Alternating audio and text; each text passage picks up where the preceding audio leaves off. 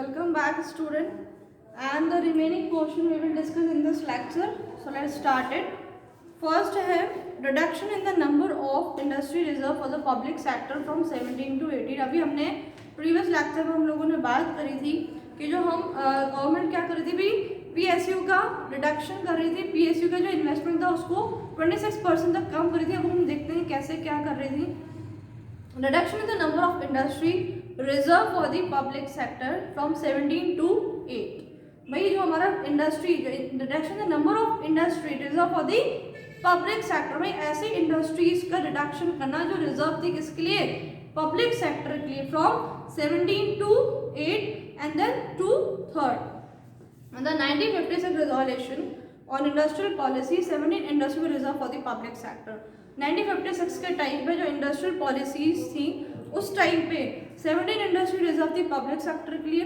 जब in 1991 only 8 industry का reserve for the public sector. 1991 में ओनली 8 इंडस्ट्री हो गई reserve and they were restricted to atomic energy, arms and communication, mining and railways. और ये सिर्फ कौन कौन सी कंपनीज है, तो एटॉमिक, माइनिंग और कम्युनिकेशन, रेलवे, ये सब कंपनीज थी. But in 2001 only 3 industry were reserved exclusively for the public sector. लेकिन 2001 के टाइम पे सिर्फ only 3 public industries बची थी. कौन कौन सी? These are atomic, arms and rail transport. This meant that the private sector could enter all areas. लेकिन हम ऐसा माना जाता है, इसका मतलब है the public sector के only 3 industries बच गई 2001 में, तो ऐसा माना जाता है कि जो प्राइवेट सेक्टर सारे एरियाज में फैल चुका था. And the public sector would have to compete with them. लेकिन उस टाइम पे पब्लिक सेक्टर के लिए बहुत टफ टाइम था क्योंकि जो पब्लिक सेक्टर को इनके साथ compete करना पड़ रहा था. The public sector has played a vital role in the development of the economy. लेकिन उस टाइम में जो पब्लिक सेक्टर था उन्होंने बहुत ज़्यादा important role play किया for the development of our economy. However, the private sector is also quite capable of contributing substantially to the nation building process. और उस टाइम पे दोनों ही कंपनी, दोनों ही सेक्टर आपस में बहुत ज़्यादा इनका कंपटीशन था.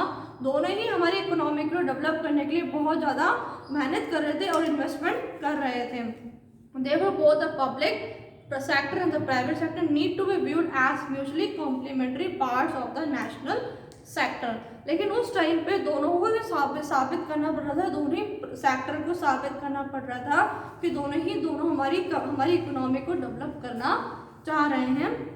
Private sector unit also have to assume greater public responsibility. जो हमारी प्राइवेट सेक्टर है उनको ऐसा माना जा रहा था कि जो हमारी ग्रेटर पब्लिक मतलब उनको बहुत ज़्यादा अपनी रिस्पॉन्सिबिलिटीज़ को अज्यूम करना पड़ रहा था. Simultaneously the public sector needs to focus on achieving more in a highly competitive market. और उस टाइम पे पब्लिक सेक्टर को बहुत फोकस कर रहा था कि कैसे इस कॉम्पिटिटिव मार्केट को अचीव कर सके, कैसे इनकी सारी जितनी भी इसमें एक्टिविटीज़ होती हैं उस पर सब पे फोकस करना पड़ रहा था किसको, पब्लिक सेक्टर को. अब इसमें आता है disinvestment of shares of a select set of public sector enterprises. Disinvestment involves the sale of the equity shares to the private sector and the public. Disinvestment का मतलब होता है कि जितने भी इक्विटी शेयर्स हैं किसको सेल करना है, प्राइवेट सेक्टर को एंड द पब्लिक को करना है. The objective was to raise resources and encourage wide participation of the general public and the workers in the ownership of these enterprises. इसमें हम लोग ये ज़्यादा हमारी फोकस किस पे कि ज़्यादा से ज़्यादा इन्वॉल्वमेंट किसका हो, पब्लिक का हो, वर्कर्स का हो, ताकि इस एंटरप्राइजेस की ओनर बन सके. The government had taken a decision to withdraw from the industrial sector. और गवर्नमेंट ने ऐसा डिसीजन लिया कि भाई वो विड्रॉ कर लेगी from the industrial sector and reduce it's equity in all undertaking. और अपने इक्विटी को रिड्यूस कर देगी जितने भी अंडरटेकिंग्स हैं, जितने भी सेक्टर्स हैं उसमें अपना रिडक्शन, अपना विड्रॉल कर लेगी. It was expected that this would lead to improving managerial performance. It led to improving managerial performance and ensuring financial discipline. और ऐसा माना जाता है कि भाई जितना ज़्यादा गवर्नमेंट का उसमें कब इन्वॉल्वमेंट होगा तो हम ज़्यादा उसको अच्छे से फोकस कर सकेंगे, ज़्यादा उसको हम अच्छे से मैनेज कर सकेंगे. But there remains a lot to be done in this area. The primary objective of privatizing public sector enterprises are releasing the large amount of public resources locked up in non-strategic public sector enterprises so that they can be utilized on other social priority areas such as basic health, family welfare and primary education. भाई ऐसा हम लोग assume कर रहे हैं, the releasing a large amount of public resources.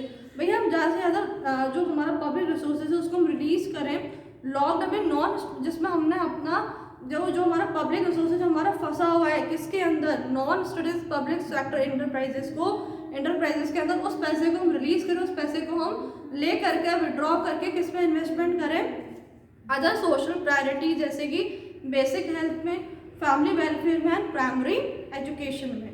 Second है reducing the huge amount of public डेब्ट and interest burden, जिससे कि हमारा क्या होगा, जिसमें अगर जो हमने पैसा उसमें से विड्रॉ करके हम अपने ज़्यादा से ज़्यादा जो हमारा पब्लिक डेब्ट है उसको रिड्यूस कर सकेंगे और हमारे ऊपर जो एक बर्डन रहती है इंटरेस्ट की उसको कम कर सकेंगे।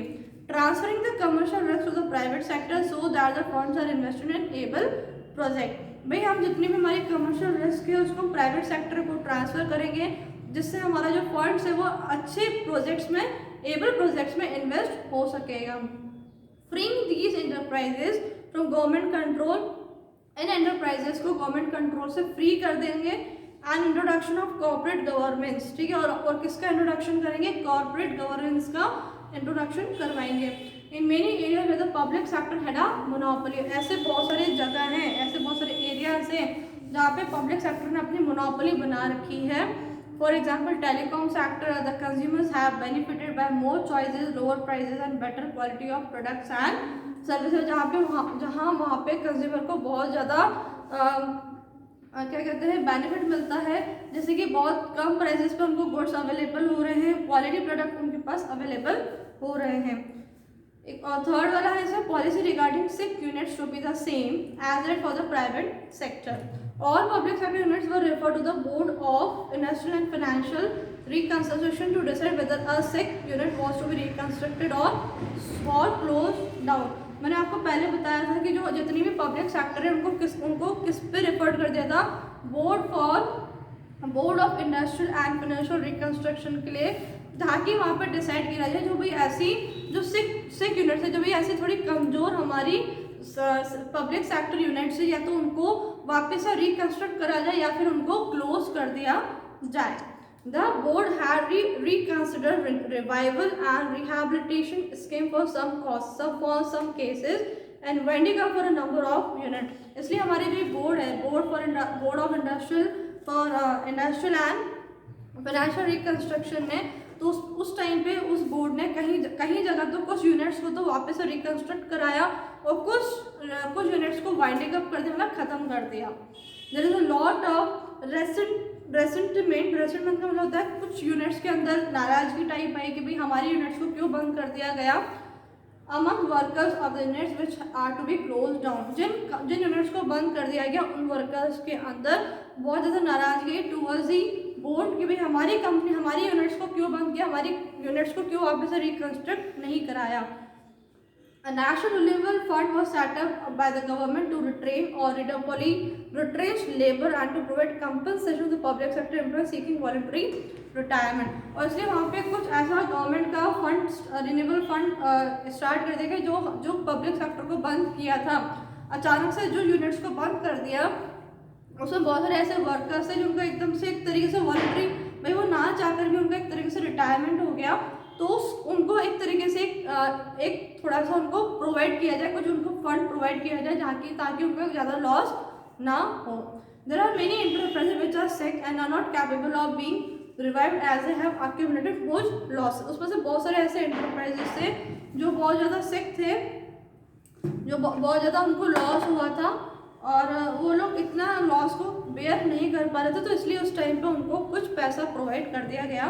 With public finances under intense pressure, both central and state government are just not able to sustain that much longer. The only option available to the government in such cases is to close down these undertaking after providing a safety net for the employees and worker. जब वो units profit earn नहीं कर रहे थे, कुछ काम नहीं कर पा रहे थे, तो गवर्नमेंट के पास अभी एक ही ऑप्शन था कि भी उनके एम्प्लॉयज़ को कुछ पैसा प्रोवाइड किया जाए, कुछ वर्कर्स को कुछ बेनिफिट दिया जाए और उसको बंद कर दिया जाए. Resources under the National Renewable Fund have not been sufficient to meet the cost of voluntary separation scheme और voluntary retirement scheme. और जो नेशनल फंड में जितना पैसा था वो पूरा तरीके से सफिशिएंट नहीं था कि उस टाइम में जितने वर्कर्स को जो लॉस हुआ है, उनका एक वॉलंटरी रिटायरमेंट हुआ है, उसको पूरा कर सकें. लास्ट है हमारा memorandum of understanding, improvement of performance through a MOU. MOU क्या होता है? Memorandum of understanding. हमने एक तरीके से एक स्कीम बनाई जिससे कि हम अंडरस्टैंड कर पाए उनकी सिचुएशन को.